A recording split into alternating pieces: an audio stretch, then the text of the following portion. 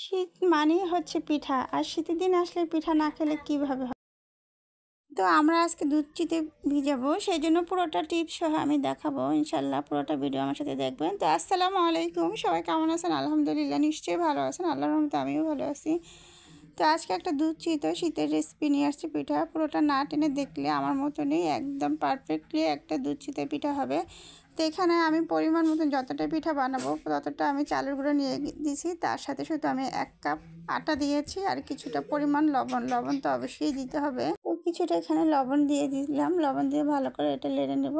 আপনি যতটা চাল নেবেন ততটা পরিমাণ। এখানে কোনো গরম পানি দেওয়ার প্রয়োজন নাই। আমি নর্মাল যেটা খাওয়ার পানি সেই পানিটা দিয়ে এখন আমি ডোটা তৈরি করে নেব। তো এখানে আমি ডোটা দিয়ে আস্তে আস্তে এটা করে নিচ্ছি। তো আপনারা যে যতগুলো পিঠা বানাবেন সেই আন্দাজ মতন চালের গুঁড়ো নিয়ে 1 কাপ আটা দিয়ে দিবেন। আবার অনেকে আটা ছাড়াও হয়, আপনারটা যেভাবে সুবিধা হবে সেভাবে করবেন। আমার কাছে মনে হলো আটা দিয়ে করলেই হয়তো ভালো হবে, সেজন্য আমি 1 কাপ আটা দিয়েছি। কারণ বাসায় অনেকবার চেষ্টা করলেও দেখা যায় হয় নাই। তো আমি এটা ফার্স্ট ট্রাই করতেছি, ইনশাল্লাহ হয় কিনা সেটা আমি নিজেও ভয় পাচ্ছি। তো ডোটা একদম এরকম থাকবে। তো ডোটা ভালো করে করবেন। ডোটা করার উপরেই কিন্তু পিঠাটা আপনার ফুলবে, সফট হবে, সব কিছু হবে। তো ডোটা অবশ্যই অনেকটা সময় নিয়ে এইভাবে করবেন। উপর থেকে নামিয়ে দেখবেন এরকম ঘনত্বটা এরকমই যেন থাকে। তো আমার ডোটা করা এখানে কমপ্লিট হয়ে যাচ্ছে। আমি এতটুকুই বানাবো, এই জন্য এতটা চাল নিচ্ছি। আর চালটা অবশ্যই কাঁচা চালের গুঁড়া ছিল, আমি করে ফ্রোজেন করে রেখে দিয়েছিলাম। আর যেই চালটা শুকনো সেটাকে শুকনো গুঁড়ি বলে। তো আমার একটা পিঠা হয়ে গেছে। আমাদের বাসায় এরকম আমি ছোট দুই চুলায় বসিয়েছি, না হলে আমার অনেকগুলো পিঠা যেতে হবে। আর বাজার থেকে কিনলে সেই পিঠাগুলো অনেক বড় বড় হয়। তো আমি আমার আন্দাজ করে ছোট ছোট পিঠাগুলো, তো আমার পিঠাটা আল্লাহর রহমতে ইনশাল্লাহ খুব সুন্দর হয়েছে। আমি একটা ভালো করে ভেঙে দেখাচ্ছি। এই যে জালি জালি প্রচুর দাগ হয়েছে।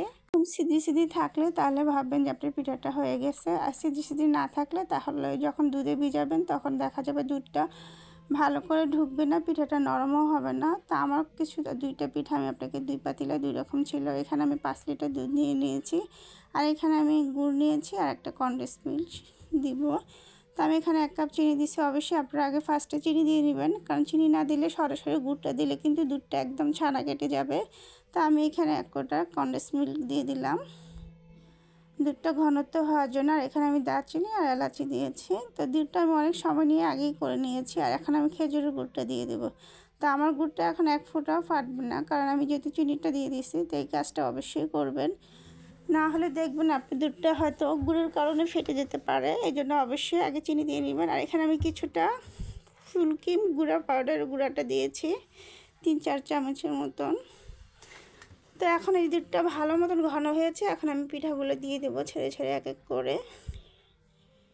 তো পিঠাটা অবশ্যই ভালো করে যেন দুধটা ফুটে তারপরে আপনি দিবেন। আর আপনি যদি আরও ঘন করতে চান তাহলে আরও বেশি করে পাউডারের গুঁড়া দিবেন, আরও বেশি করে জাল দিবেন। তো আমি দুধটা পিঠাগুলো দেওয়ার পরে ভালো করে যেন উতরায় এভাবে আমি করে নিব। আর এতগুলো করেছি, এতগুলো পিঠা নিশ্চয়ই আমরা খাবো না, আশেপাশে আত্মীয়স্বজন আসছে, সবাইকে দিব। পাড়া প্রতিবেশী, পিঠার মানেই হচ্ছে সবাই মিলে খাওয়া। খেলে ভালো লাগে না, তাই আশেপাশে প্রতিবেশী সবাইকে দিব। আমার 1 পাতিলা পিঠা দেখেন কমে অল্প একটু হয়ে গেছে, সবাইকে 4টা করে দেওয়া হয়েছে। এখন আমার বাসায় মানুষ কম, আমরা কম রেখেছি। আর সবাইকে আশেপাশে আত্মীয়স্বজন সবাইকে দিয়েছি। তো পিঠাটা সত্যি আমার কাছে অসাধারণ হয়েছে, দুধটা যেহেতু পরিমাণ বেশি ছিল।